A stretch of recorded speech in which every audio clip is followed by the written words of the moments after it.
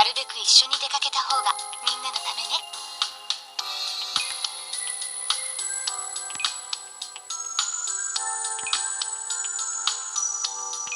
いいわよ。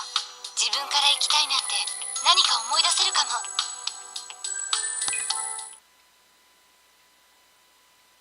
ここ？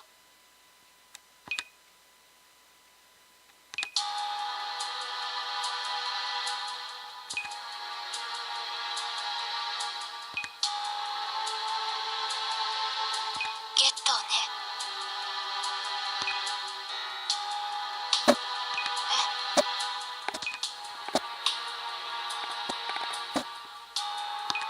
それはブリタニアが。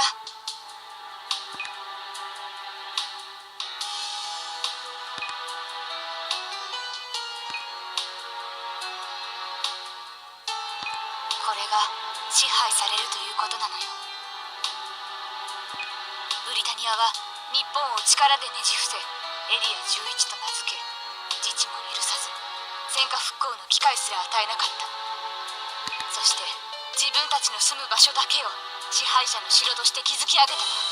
それがこの疎開よ。太陽パネルの潤沢なエネルギー、清潔な上下水、世界中から海を越えて集まる物資、全てはブリタニア人のため、日本を統治するブリタニアのためだけに全て費やされるのよ。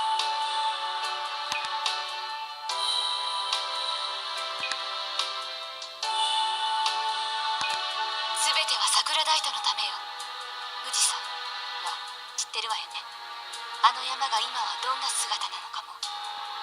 世界屈指の桜大斗鉱脈、そのための信仰、そのための占領、そのための支配、その他のことはどうでもいいのよ。イレブンが死のうが生きようがね。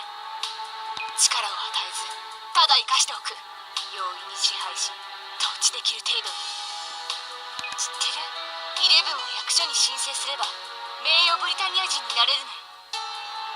名誉ブリタニア人、おかしな話よね。ここではブリタニア人であるかどうかがその人の明暗を分けるの。生きる権利があるかをね。一体何が違うの？何が違う？あそこに暮らす人々とこの疎開の住人と。イレブン、いいえ、日本人とブリタニア人通して支配し支配されないといけないの。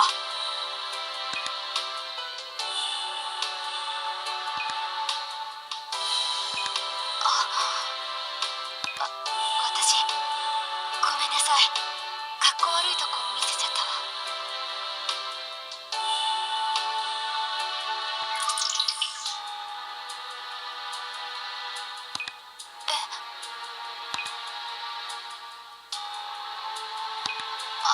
そうね。